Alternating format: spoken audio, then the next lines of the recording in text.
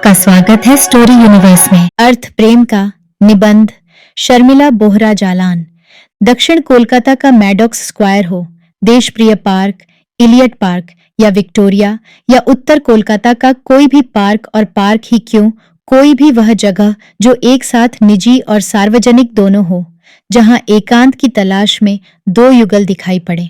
वे कोई भी हों, किशोर, युवा, वयस्क, बीच की उम्र के या प्रौढ़ क्यों दिखाई देते हैं। प्रकृति में यह जो राग की लय है, अनुराग का चमत्कार है, जिससे सारी प्रकृति गूंथी हुई है, जो सारी सीमाओं को तोड़ उस ऐसे किसी को पाना चाहती है जिसे वह स्वयं को अर्पित कर सके। यह जो गान है जिससे बंधे मानव एक साथ दिखाई पड़ते हैं, यह जो जल पर भीगे पत्ते की गंध है जो किसी आत्मा को पुकारती है, जिन्हें यह मालूम होता कि वे अधूरे हैं। मन की गहराइयों में जो प्यास है प्रेम की, वह आखिर क्या है?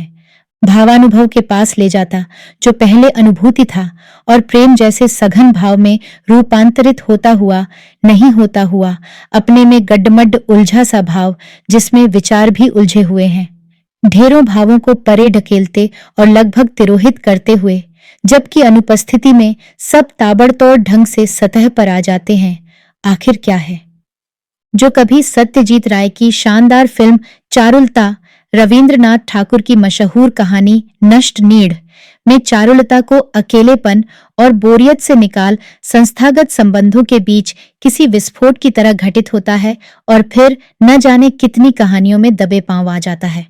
अभाव के गर्भ में इंतजार करता भाव शिशु, वह भाव जो पैदा होता है कुछ रचने के लिए और शायद कभी कुछ नष्ट करने के लिए, होता इतना दिव्य है कि आदमी औरत इसे अंतिम सच मानकर इस पर मर मिटते हैं। चारुलता झूले पर है प्रेम का झूलना, झूलती हुई जो गुम है वह आवाज सुनती हुई, खोजती हुई बेकल, तपते मरुथल में एक बूंद जल के लिए, जीवन में एक लय के लिए। यही भाव आषाढ़ का एक दिन में मल्लिका में क्या नहीं है? भाव में भाव का वर्ण। यह लगाव या प्रेम आखिर है क्या? रोमांस की जानलेवा कथाएं और उनका दबाव क्या वायवी है?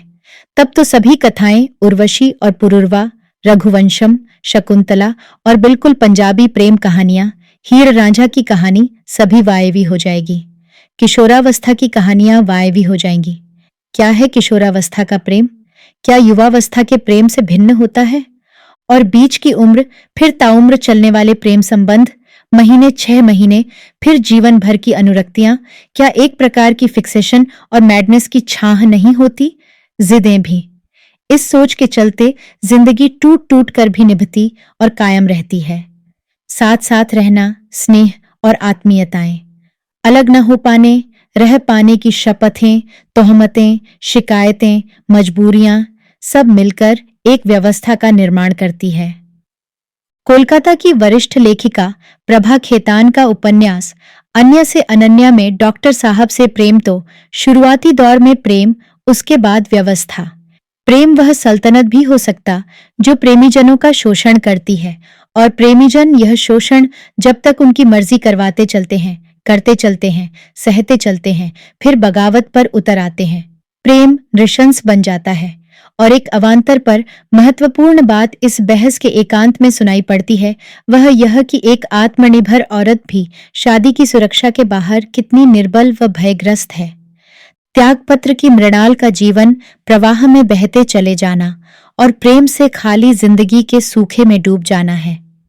पर उसी प्रसंग में फिर आई कि जो व्यक्ति प्रेम की दुनियावी परिभाषा से निकल अपनी नई दुनिया की सृष्टि कर लेता है, वह मीरा या गलत ढंग से देवदास बन जाता है। एक आध्यात्मिकता जन्म लेती है यहाँ, और आत्महंता दिशाओं की ओर है।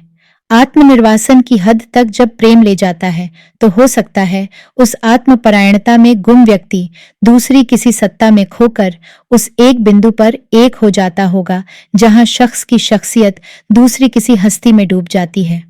मीरा कृष्णमय है और परम की सत्ता को व्यंजित करती है। यह आध्यात्मिक उठान जिसमें धरती और आकाश का मिलन भी होता है। पर चंद्र शर्मा गुलेरी की कालजयी कहानी, उसने कहा था, एक अलग भाव भूमि में ले जाती है और हमें गहरी संवेदना से मानव की अकूत संभावनाओं से भर देती है। निस्वार्थ भाव से दूसरों के लिए प्राणों की बाजी लगाने की हमारी क्षमता को तौलती है, जगाती है। रोजमर्रा की जिंदगी जहां संकट में आती है, जहां संबल छूटने लगते हैं, कोई अजीब जादुई चीजें भीतर की शक्ति बनकर इंसान को मजबूती से खड़ा रखती है। उन्हीं के निकट और आसपास ये चीजें खड़ी और उपलब्ध होती हैं। पंख से पंख मिलाकर आकाश में उड़ना, शिखरों से एक साथ सरसराते हुए नीचे झपटना और उसी गति के सहारे फिर ऊपर उड़ जाना निःसंदेह प्रेम है, पर उतना भर प्रेम है। पंख टूटे साथी को धीरे धीरे बढ़ावा देते हुए उससे वह उड़ान भरवा लेना जो वह केवल अपने भरोसे न कर सकता। दूसरे की सहायता करने में स्वयं को जोखिम में डालना भी वह मांगता है। अज्ञेय कहते हैं, एक स्तर और भी है प्रेम का। घोंसले से गिरे खग शावक को उठाकर सहलाकर शुश्रूषा करके उसे फिर उड़ा दिया। उसके बाद न वह मुझे पहचानेगा न मैं उसे, और इस न पहचाने जाने में न दुख होगा, न अकृतज्ञता, न निराशा। वह कर्म अपने आप में संपूर्ण होगा। एक की उससे जीवन रक्षा हुई होगी, दूसरे का क्या? केवल ऐसा ही कर सकने के सामर्थ्य की वृद्धि, यानी वह वापी और गहरी हो गई होगी जिससे कारुण्य छलकता है।